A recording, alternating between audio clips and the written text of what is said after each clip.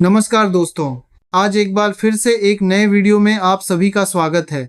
उम्मीद करता हूं कि आप सभी अच्छे होंगे और आप सभी के आशीर्वाद से मैं भी बिल्कुल अच्छा हूं। दोस्तों, आज के वीडियो में मैंने अपने मिसिंग जनजाति की उत्पत्ति के बारे में थोड़ा बात करने की कोशिश कर रहा हूं। बीच में कुछ गलत हो सकती हैं, तो गलतियों को आप लोग कमेंट बॉक्स में जरूर बता दीजिएगा। मीबू या बुजुर्गों के कहने के अनुसार हमारी पृथ्वी अंधकार से उत्पन्न हुई। अंधकार अर्थात वह महाशून्य जहाँ कुछ भी दिखाई नहीं देता, यानी अनंत शून्यता। कियम, यमकांग, काशी, सियांग, आबो, बोमग, मुक्सेंग, मुक्सेंग से सेडिमेलो अर्थात डोनी पोलो यानी सूर्य और चंद्रमा की उत्पत्ति हुई।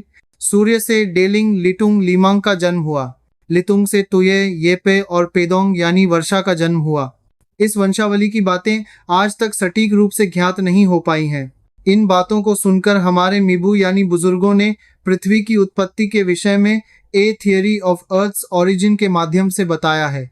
दोस्तों, हमारे मिसिंग लोग कहाँ से और कैसे उत्पन्न हुए? हमारे मिसिंग लोग ऊंचे पहाड़ों से नीचे मैदानों की ओर क्यों और किस कारण से आए? इतिहासकारों के अनुसार पेदोंग यानी वर्षा और येदोम्बोत्ता यानी वायु से प्रथम उत्पन्न संतान अबोतानी का जन्म हुआ।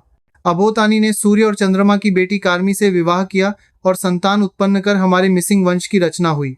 हमारे वंश की उत्पत्ति के बाद कोका ड्योटा की उत्पत्ति हुई और कोका ड्योटा के बाद माँ ड्योटा और माँ ड्योटा के बाद हम सबका जन्म हुआ। मीजिंग, जिसे मिरी नाम से भी जाना जाता है, असम की दूसरी सबसे बड़ी अनुसूचित जनजातियों में से एक है।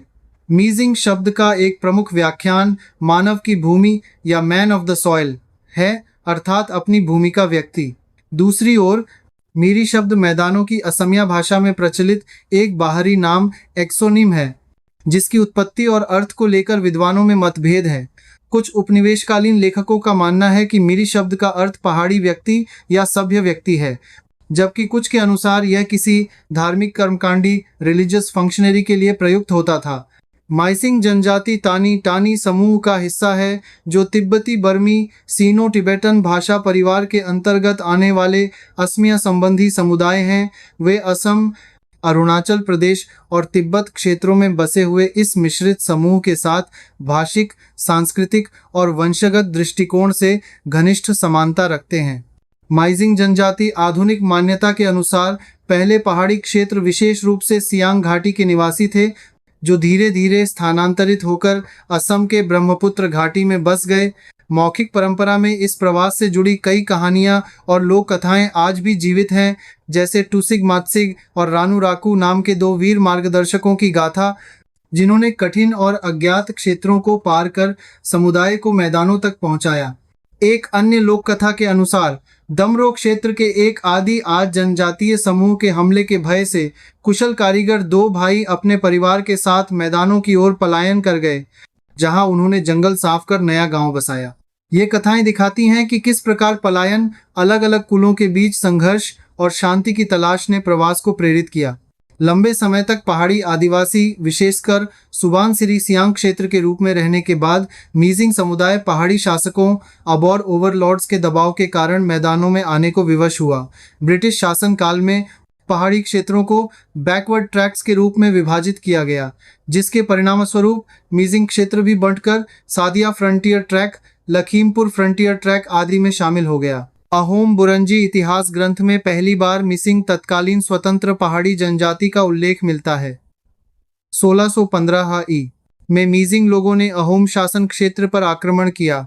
हालांकि प्रारंभिक अभियान को रोकने का प्रयास असफल रहा। 1655 में पुनः आक्रमण हुआ, जिसमें अहोम सेना सफल हुई और मीसिंग लोगों को वार्षिक कर एनुअल ट्रिब्यूट देने के लिए विवश किया गया। कुछ मीजिंग सैन्य समूह के रूप में अहोम सेना में शामिल हुए, विशेष रूप से छुटिया क्षेत्र में तीरंदाजों, कार्निस के रूप में। रुद्र सिंघा के शासनकाल में नागा दमन में मीजिंग का योगदान उल्लेखनीय था। हालांकि अहोम शासन के दौरान अन्य क्षेत्रों में विद्रोह हुए। मिसिंग अपेक्षाकृत शांतिपूर्ण रहे। माइजिंग इतिहास का अधिकांश भाग लिखित रूप में नहीं है, बल्कि मौखिक परंपराओं, लोक कथाएं, लोकगीत, कुल इतिहास आदि के माध्यम से पीढ़ी दर पीढ़ी आगे बढ़ा है। शंकरदेव के कीर्तन घोषा में मिरी शब्द का उल्लेख मिलता है, जो 15वीं सदी 1568 ई तक में संकलित हुआ। यह मिसिंग की ऐतिहासिक उपस्थिति का प्रमाण है। इनकी मौखिक साहित्य में अधिकतर सामाजिक संबंध, मानसिक तनाव, भय, युद्ध और प्रवास की कहानियां मिलती हैं, जिनमें कुल आधारित संघर्ष, अनुभव आधारित मार्गदर्शन और भाग्यवाद जैसे मनुष्य का भाग्य पूर्व निर्धारित है का विश्वास प्रमुख है। 1924 में शिक्षित मिसिंग लोगों ने मिसिंग बाने केबांग नामक संगठन की स्थापना की, जिसने मिसिंग समाज की प्रगति में महत्वपूर्ण भूमिका निभाई। 18 अप्रैल 1972 को माइजिंग अगोम केबांग MAK नामक साहित्यिक संस्था का गठन हुआ, जिसका उद्देश्य माइजिंग भाषा और साहित्य का संरक्षण और विकास था। 1990 के दशक में स्वायत्त शासन की मांग तेज हुई।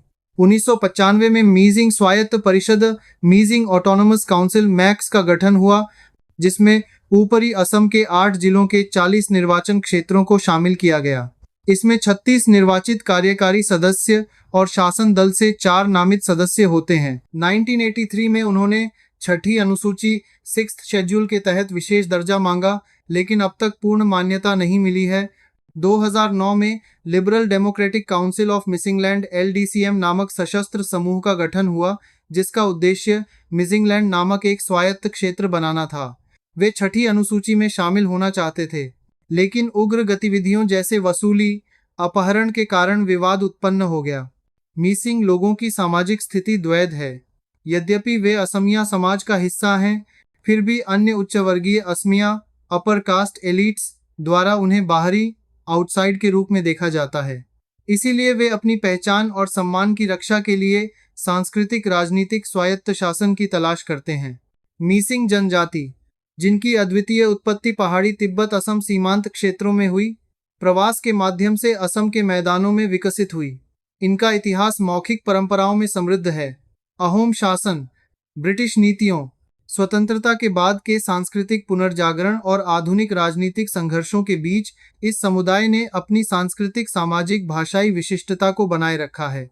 इनकी भाषा, साहित्य, समाज संगठन और सांस्कृतिक उत्सव आज भी जीवित हैं। लेकिन बाढ़, भूमि हड़पना, असमिया जातिगत दबाव और छठी अनुसूची की अनुपस्थिति ये चुनौतियां भी इनके सामने हैं। इस जीवंत धरोहर को बनाए रखने के लिए शिक्षा, सांस्कृतिक संस्थाएं, माक और सामाजिक संगठन अत्यंत महत्वपूर्ण हैं। दोस्तों, आज का वीडियो यहीं समाप्त करता हूं। फिर एक नए वीडियो में मिलेंगे। तब तक के लिए बाय बाय।